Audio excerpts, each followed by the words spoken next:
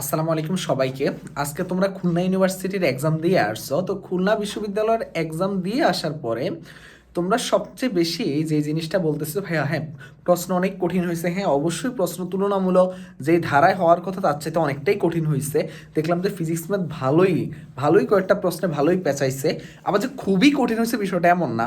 তোমরা যদি আমাদের আগের ক্লাসগুলো দেখো বা আমাদের যদি ওই যে টপ 50 টপিক দেখো, মানে এমনভাবে ওরা প্রশ্নগুলো করছে কি, তুমি ধরো নর্মাল কনসেপ্টটা জানো, কিন্তু ওরা কি করছে আরেকটা ছোট্ট কনসেপ্টকে অ্যাড করে দেওয়ার চেষ্টা করছে, বা ওরা কি করছে একটু মডিফাই করার চেষ্টা করছে। এই জিনিসগুলো করাতে না স্টুডেন্ট অনেক কনফিউজড হয়ে পড়ছে আর ভয় পেয়ে গেছে। আর প্রথম এক্সাম আরও দিছে খুলনা ইউনিভার্সিটি দিয়ে, প্রশ্ন এরকম দেখে আরও নার্ভাস হয়ে গেছে। তো এইটুকুনি চিন্তা থাকো যে প্রশ্ন যেহেতু তুলনামূলক একটু ধারার বাইরে করছে, কাটমার্ক অনেকটাই কমবে। ধরো নর্মাল ধারাতে খুলনা ইউনিভার্সিটিতে খুব বেশিতে কাটমার্ক থাকে এমন না বিষয়টা।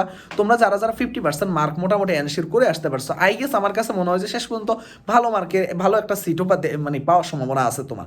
তো এইটা নিয়ে কোনো টেনশন করবো না ভাইয়া, এইটা নিয়ে কোনো প্যারা নিও না।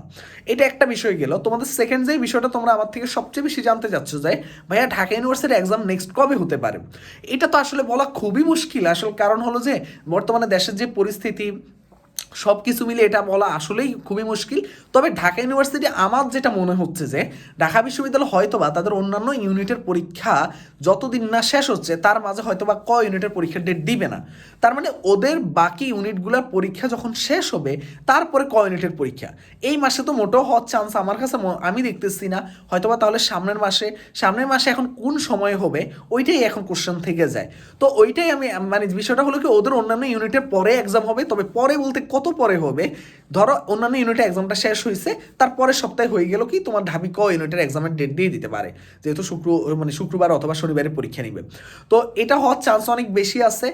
এগুলো নিয়ে খুবই বেশি প্যানিক করার কিচ্ছু নাই। তোমার এখন সামনে এক্সাম আছে জগন্নাথ ইউনিভার্সিটি, সামনে তোমার এক্সাম আছে জাহাঙ্গীরনগর ইউনিভার্সিটি, সামনে আছে কৃষিগুচ্ছ। এই তিনটা জায়গায় বেশি ফোকাস দাও। তো আমরা আমাদের জায়গা থেকে যতটুকু আমাদের জায়গা থেকে যতটুকু করা দরকার আমরা করতেছি।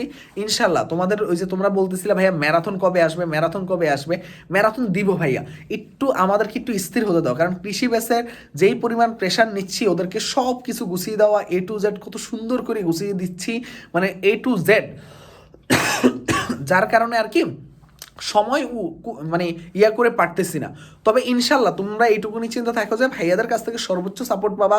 ভাইরা এমনভাবে এমসিকিউ প্রত্যেকটা বিশ্ববিদ্যালয়ের জন্য করিয়ে দিব যাতে তুমি ওইখান থেকে 100% কমন থাকে, ইনশাল্লাহ সর্বোচ্চ কমন থাকে। এখন 100% 100% মিলে যাবে বিষয়টা এমন না, বাট সর্বোচ্চ যেন কমন থাকে। আর অনেকেই আমাকে জিজ্ঞেস করা, ভাই কৃষি বাসে কীভাবে ভর্তি হবো।